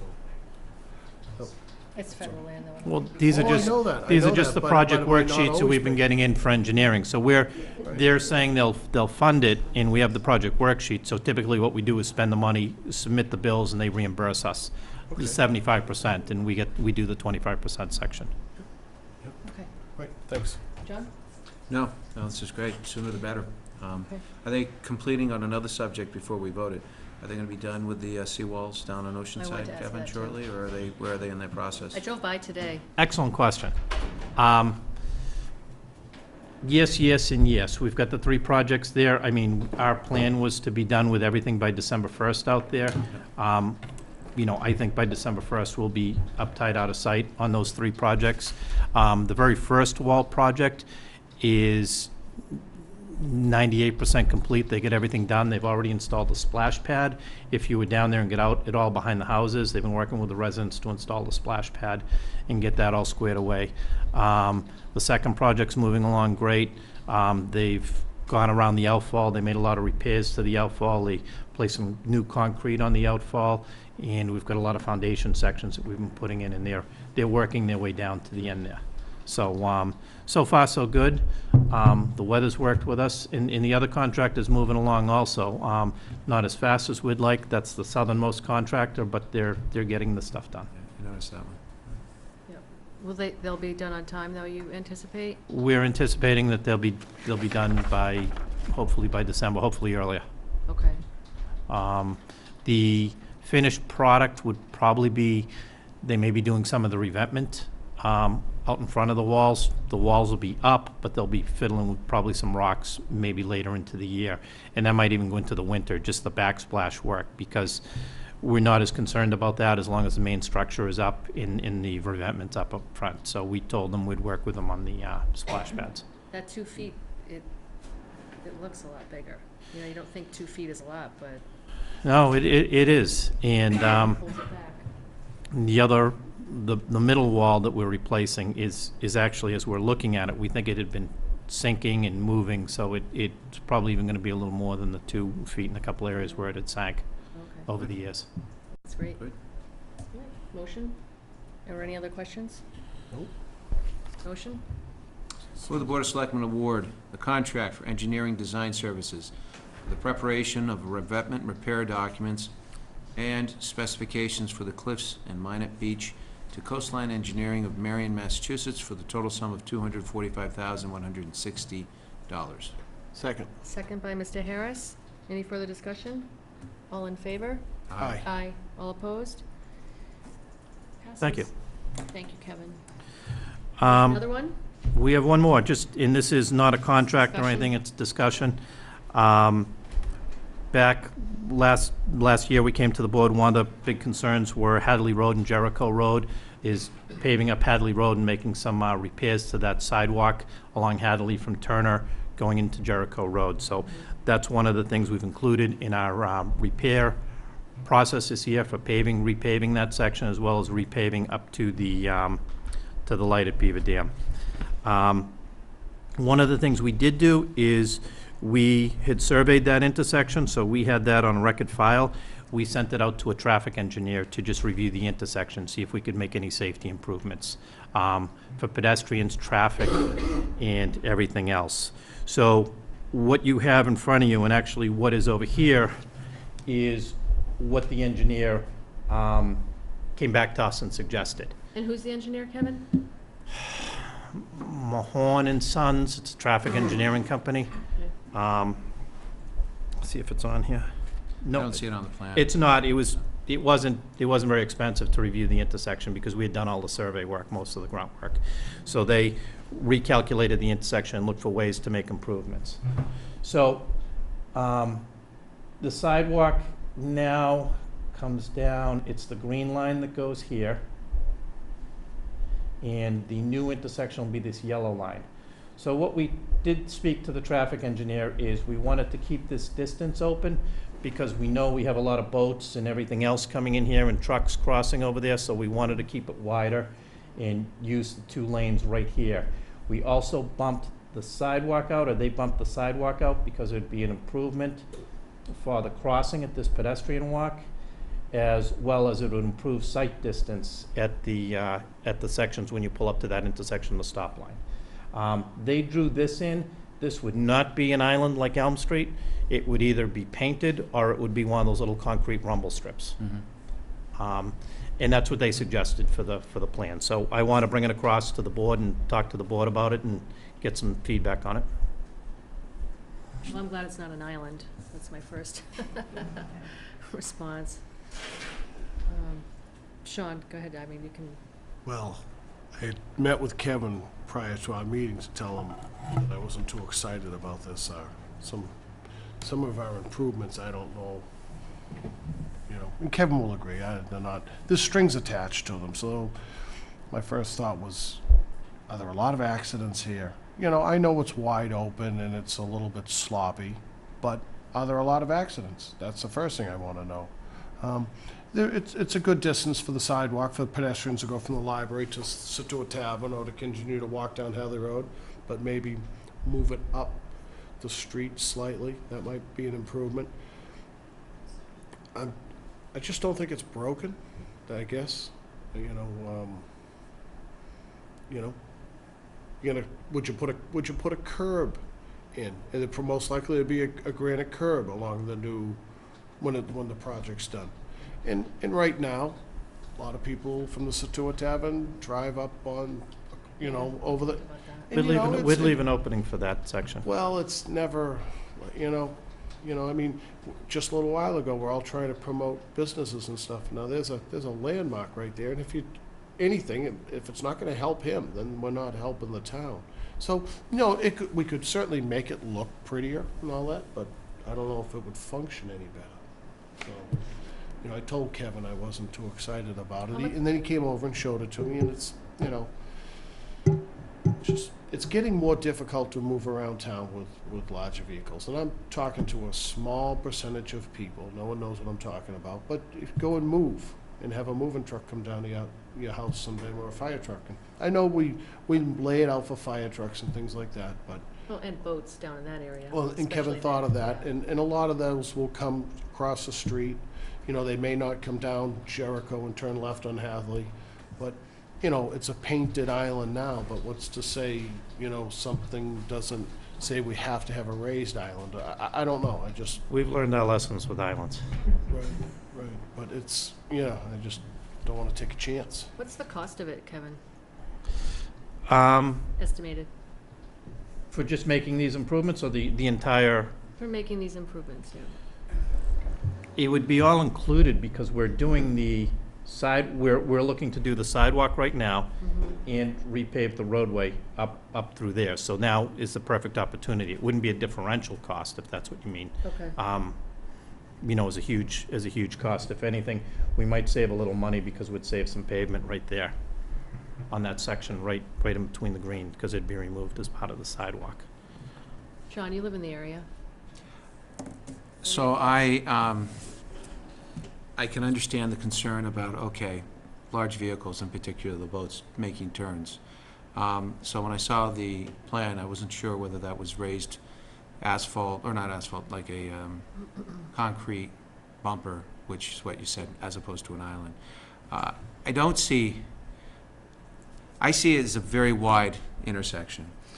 There are a lot of people who go down and use it. A lot of people who are using the sidewalks. The sidewalks are dangerous because they're deteriorating. There's no, shall we say, curbing that goes there. It's a Cape Cod berm that completely is deteriorated. So having a sidewalk there, I think, is a good thing. And I think narrowing the intersection, because people cross over from the Scituate over to the Pier 44, I see it as a positive. One thing I was going to suggest was, when I was going by it yesterday, was the same thing about the restaurant being able to have access, because the employees park up on the lawn. So if there's going to be an ability for them to come in and get off that, that's number one. I would say for parking, though, there's parking across the street with the Maritime Center, so at least it's not like we're precluding the parking, and so at least it just means people are going to have to walk across the street if there's a limitation, although I don't think it limits their, if it limits their employee parking, that creates a problem. I was going to suggest touching base with Jimmy Balvey and just seeing how that was. Actually, I'd met up with him there when we were talking about the sidewalk. Because that was What the did one he thing. say? He said he was all for a new sidewalk, and we talked about making accommodations so that they could get up there, and leaving some sort of, almost like a driveway, something so they could still get up there if need be. So I just see narrowing it is a better thing, because it's pretty wide. This will promote people when they come down Hadley, instead of just seeing it as just a straight up either yield and/or I can just roll right through the intersection because of the Barker, people coming on Jericho, heading west on Jericho. It makes them kind of come and definitely stop and take a look. So I see it a little differently, but and I kind of see it as an improvement. I like everything about it except for that little triangle thing, because I think that makes it confusing for people turning right and those who would have to turn left into it. But that's just my novice. That right there? Yeah. Yeah. I understand why you have it there, but I almost think it creates More of an issue, what do the police say? Have traffic rules and regulations It had looked gone at through it? traffic rules, Yeah. and they were in Curious favor what of their it. feedback would be. The feedback we had got from Sean, they said they were all positive on it. You know what it looks like? It looks like the island right out here on 3A. How often do you see people going down that the wrong way? Go south on 3A, people want to turn left on First Parish. Sometimes they go around the whole island. Hmm. You know, it's just- They do. Okay. Are you looking for support tonight, or what's your, Well, you've got you know, discuss, so, I put discuss on it because it's something we want to start, I'd like to try to start implementing this season Okay. if that's the route, you know, you'd like to take, and I could get it in the queue and get it scheduled up. One way or the other, I'd like to get it in for this season, is what my plan was for. But part of this was sidewalk down Turner Road and repaving Turner and Hadley, correct? It was, yes, repaving Hadley, repaving Turner, but I don't want to start the paving until we define that line, where the granite curb would be. We couldn't do Turner Road to Hadley Road? Which would be this section right here. I wouldn't have that line for the granite. Sean's saying Turner. Turner. Just Turner Road Isn't that itself, before you backup? get down to It's- Hadley. he No, said. what we were gonna do is from the lights from the lights up, down. up to Jericho, and then, Right. Okay. Sean was saying, I think, Turner till the- and Hadley. That's what I thought. But it's only Hadley, starting at the At Turner, correct. intersection, going down to Correct. Jericho. Hmm. That's what it is.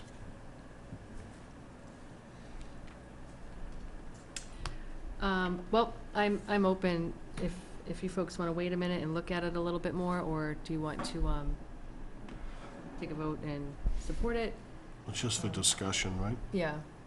Why don't we do this? So I think we should wait till the next, Why don't we wait till the next meeting? yeah. And that'll be the 5th of September, in 2 weeks.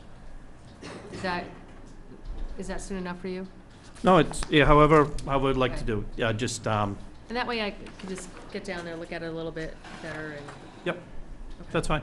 Okay. And that's why we want everybody on board before we do it, and if there are people watching that would like to make some comments, Feedback. would like to hear some feedback. We do get feedback from people that go to the marina and walk up the new sidewalk and cross over to get to Scituate from, going back and forth, that it isn't the greatest intersection to try to cross the street. What exactly we have left to give, sure. Okay. So, basically, we wanted to take this opportunity to go through and look at where we're at, make sure we're on point with the ABCC, and Antonetta did a great job of putting together this outline that will show you everything we have for retail and restaurant, as well as some of our new licenses, our pouring license for Untold Brewery, as well as our seasonal license for the Scituate Beach Association. So, any questions? We've got everything outlined of what's in use, what we have available, and we do have a few things pending with the Voyage changing category from wine and malt to all alcohol. Mhm. That is still pending. And then we still obviously have the continuance for Nautical 2. So we basically have 2 left for wine and beer for a restaurant or club, Mm-hmm.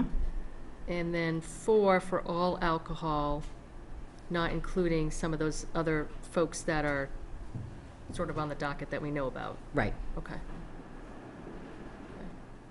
Great, it's good to know. That's good. We need to hold Yeah. on to that. Yeah. Or it needs to be somewhere, because it's going to pop up again. Yeah, and we're at quota with package stores, which we really have been for many years, with going back and forth on a few. I didn't realize we had 4 available for the restaurants or clubs. I didn't either. Yeah. Yep. Was that news to you when you reconciled that? No, we've always No? had restaurant. Yep. Okay. Yep, it's really just been the retail package that's been, you know, maxed out for a while. Yeah. Yep. What's good to know is, and that's something like the EDC and That's planning right. should know, because right. when we begin to look around the other areas, North Scituate, Greenbush, it's important to make sure that hopefully they're available, because if somebody wants to create a new restaurant or Yep. club, there's an ability to. Yeah, and it's interesting, the seasonal, we just learned that there is no limit on seasonal restaurant licenses. Only on the package store, we're granted one seasonal per 5,000 increase in population.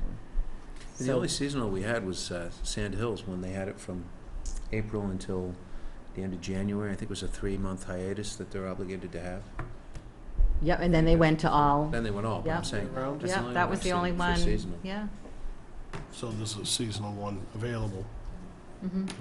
Yep. I only mention that because I'm like, you go down to the Cape and there are restaurants that are open seasonally.